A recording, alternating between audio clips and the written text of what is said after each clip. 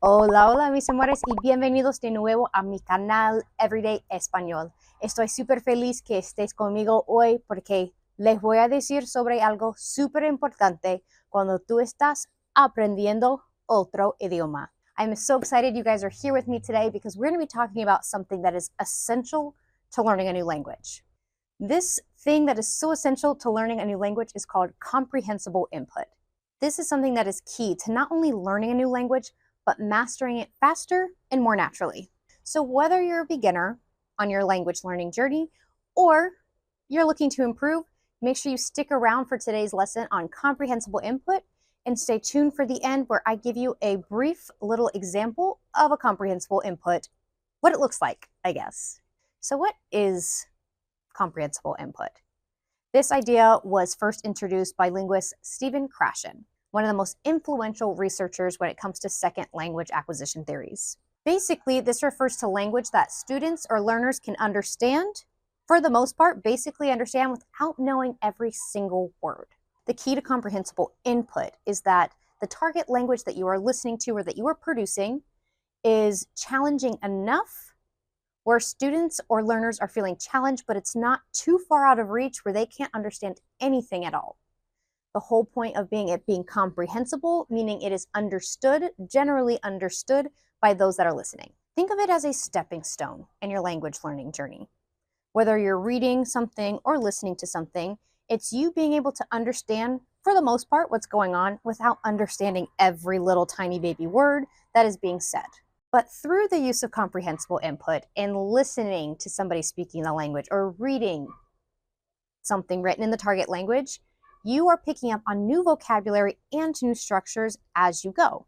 The idea is that you are learning language or acquiring a second language more naturally and based on what you are listening to or being exposed. This type of input, comprehensible input, is allowing you to acquire a new language more naturally. So I want you to stop and think about it. How did you learn your first language? Did you sit down and did they teach you all of the grammar rules right away? No. You were just exposed to it and you were understanding the gist of things, and eventually you were able to produce output. Through this input that you got from your parents or your environment, you picked up on some new structures, vocabulary, and eventually were able to produce. This is why this kind of strategy shows that you are acquiring a second language more naturally as you did your first language. Now, why is comprehensible input so important? Well, it's basically the foundation for language acquisition. You see, our brains are wired to learn language through context. By seeing something in context used in real life enough times where we eventually are able to use it. When you hear language that is just a little bit above your current level, your brain is actively working to fill in the gaps and make those connections. Through this, you are absorbing grammar rules, sentence patterns, and structures, quite frankly, without even realizing it. So the big thing is this is that you are understanding whatever you are receiving input from. So a lot of times you'll see a lot of images being used to support the language. Maybe you have a teacher that is using a lot of gestures to show what they are saying.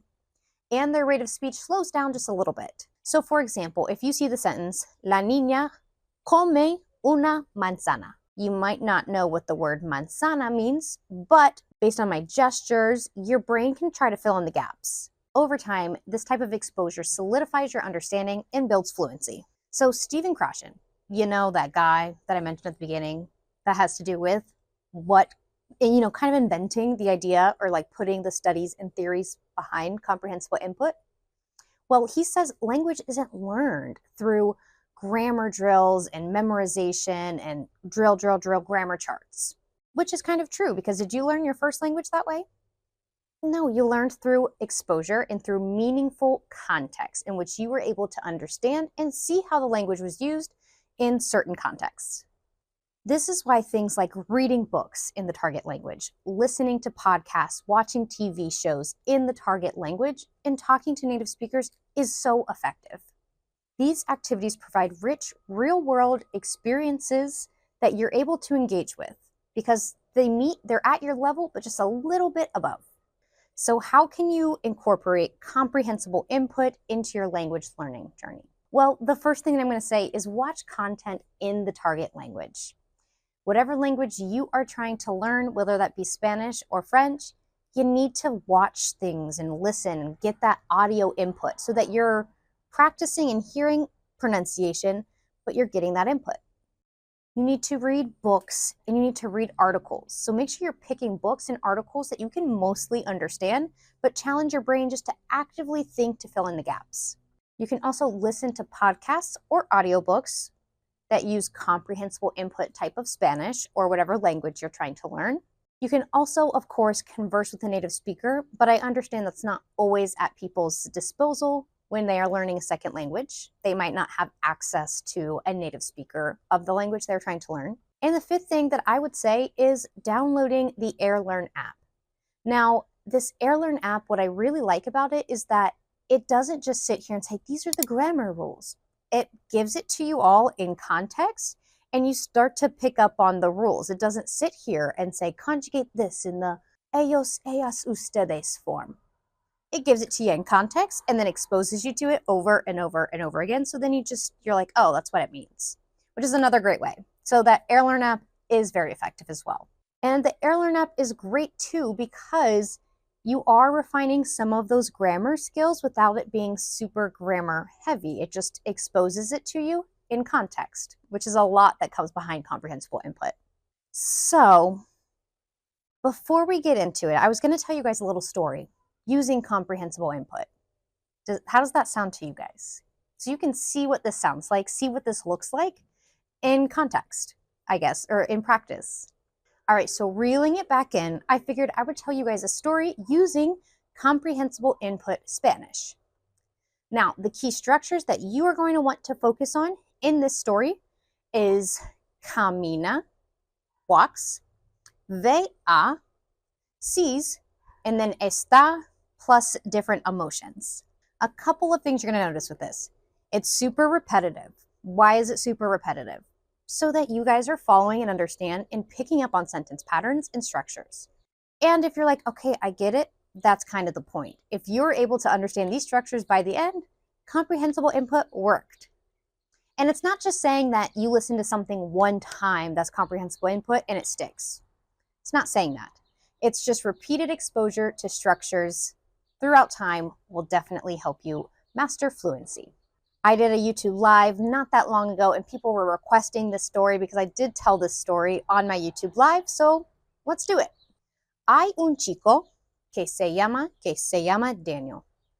Daniel camina a la escuela y Daniel está triste.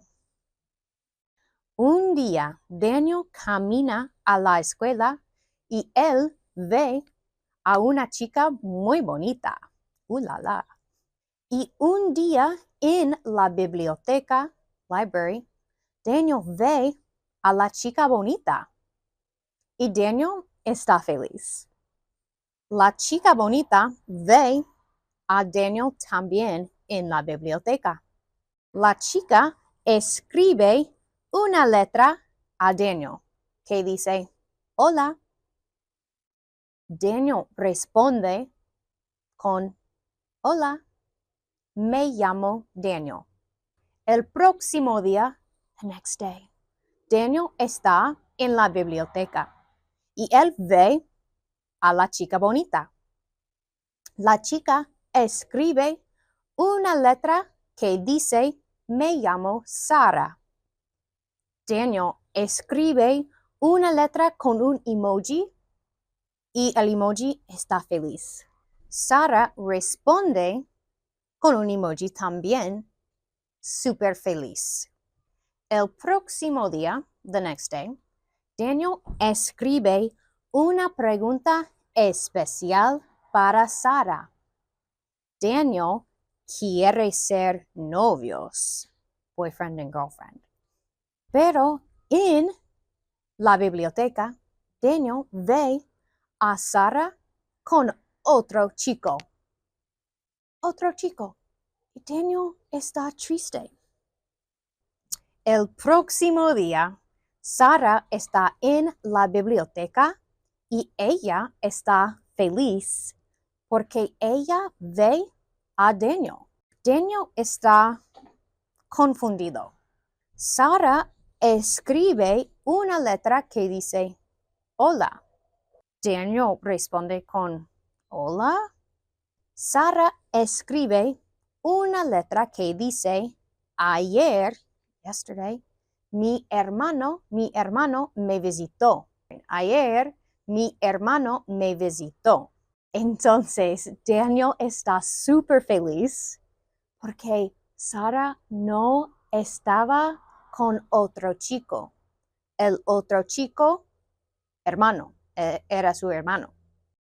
Entonces, finalmente, Sara camina a Daniel y Daniel camina a Sara y ellos se besan in la biblioteca. All right, guys, how was that? That is a very comprehensible input story that I just told you guys and that I use with my students a lot. A little bit of drama in there, as hopefully you picked up on, and your brain was able to fill in some of those gaps. But you had repeated exposure to those structures mentioned at the beginning. So guys, we're wrapping up this video. Big takeaway is comprehensible input is more than just understanding. It's engaging with the language in a more meaningful way so that you're able, a more meaningful and more natural way so that you're able to produce output in a way that's more fluent. The more you surround yourself with this type of input, the faster you will acquire that language. An important thing to remember is that it should always feel manageable. You should feel like you understand the gist, but that it's not too hard and it's not too easy. All right, guys, today's video is kind of long, but I could go on and on and on about this. So thank you guys for joining and for watching this entire video, and thank you for being a part of mi comunidad. I will catch you guys next time on Everyday Español, so make sure you share this video, like, and leave me a comment down below if you want more suggestions on how to incorporate comprehensible input into your language learning journey. I will catch you guys next time. Adios.